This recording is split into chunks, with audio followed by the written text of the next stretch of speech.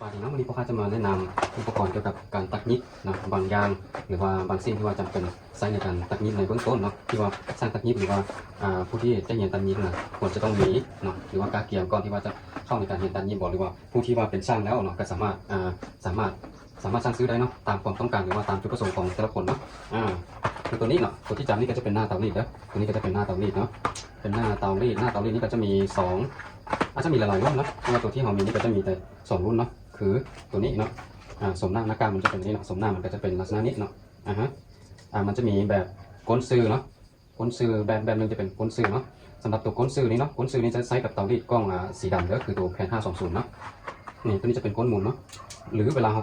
าไปซื้อเนาะถ้าว่าพ่อค้าเขาจะบอกให้เราแก้กล้องนะเราสามารถสังเกตได้จากกล้องถึงนอกเนาะคือตัวนี้ ES 85 AF เนาะตัวนี้จะเป็นก้นหมุนจังซี่เด้อเบิ่งแต่ละลูกค้าแต่ละคนเวลาไปเบิ่งไปเลือกเบิ่งก็เบิ่งให้ห้องนะว่าตอนนี้ของตัวเองเป็นตัวก้นที่ว่านี้จะเป็นโค้งมูลบอกเลยว่าจะเป็นตัวซื่อแบบนี้เนาะจะมี2ลักษณะนี้จะมีตัวซื่อแล้วก็ตัวมูลเด้อ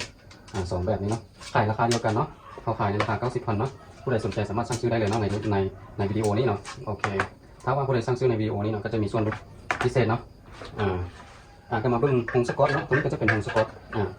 ฮงสกอตที่ว่าใช้ในการตั้งหรือว่า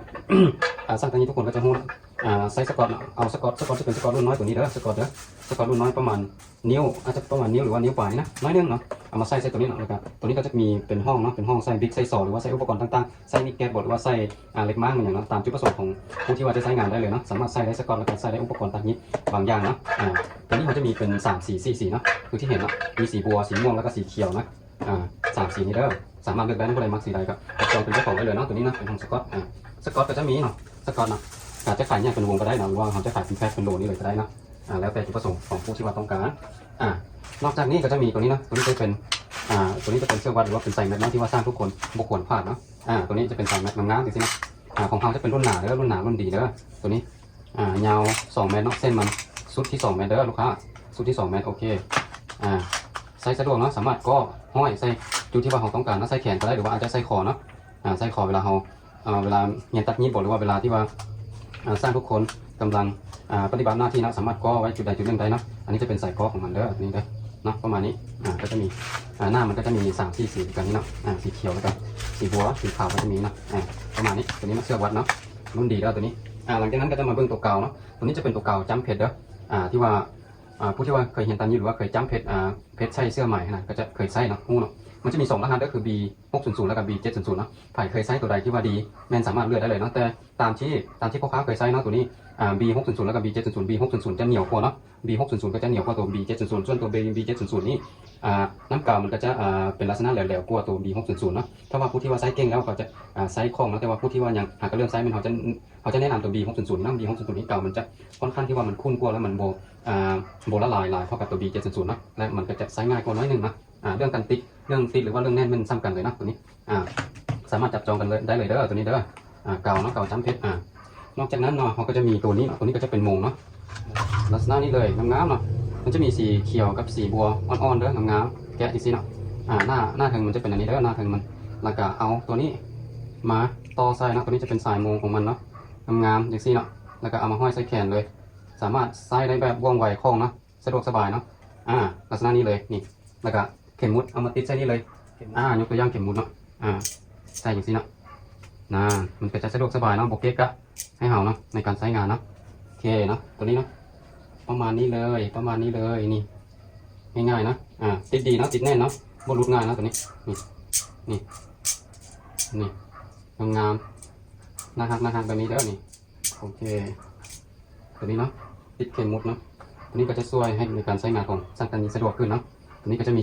2 หน้ามันจะมีหน้านี้แล้วก็หน้าเขียวเด้อหน้าเขียวแล้วก็หน้าบัว2 หน้านี้เท่านั้นเนาะเลือกได้เลยผู้ใดมักหน้าใดก็สามารถเลือกได้ทั้งส่วนสายแขนมันจะสายเดียวกันเนาะสายสีบัวอ่อนๆจริงๆเนาะงามเนาะถ้าว่าผู้ใดบ่มักหรือว่าบ่อยากใส่แขนตัวมงนี่นะเขาก็จะมีตัวนี้เนาะตัวนี้ก็จะเป็นตัวดูดกันเนาะ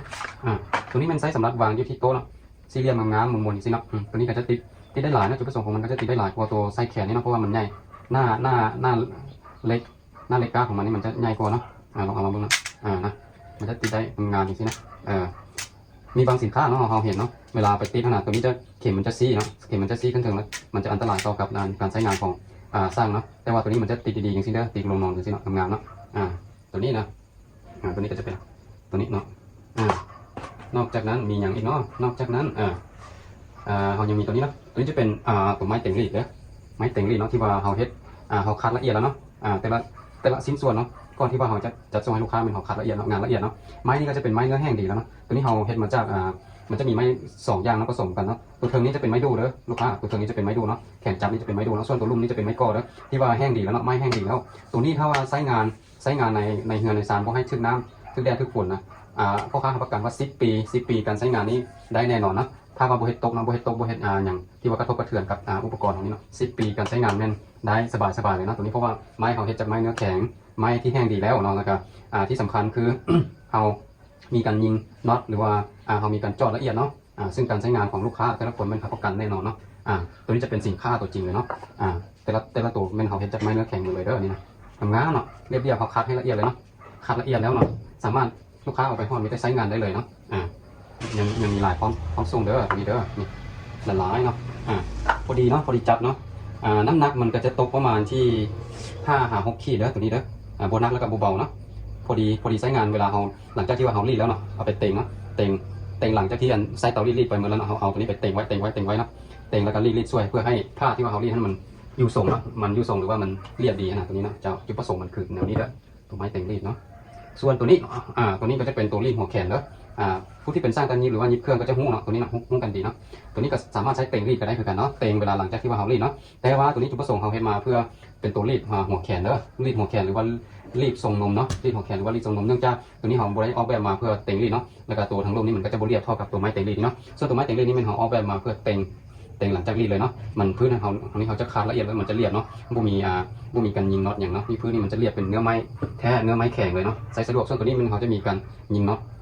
ใส่พื้นนี้ฉะนั้นมันจะบริเรียบเท่ากับตัวที่ว่าไม้เต็งรีดเนาะเพราะว่าจุดประสงค์การใช้งานมันก็ต่างกันตัวนี้มันเขาจะใส่เนาะใส่สำหรับรีด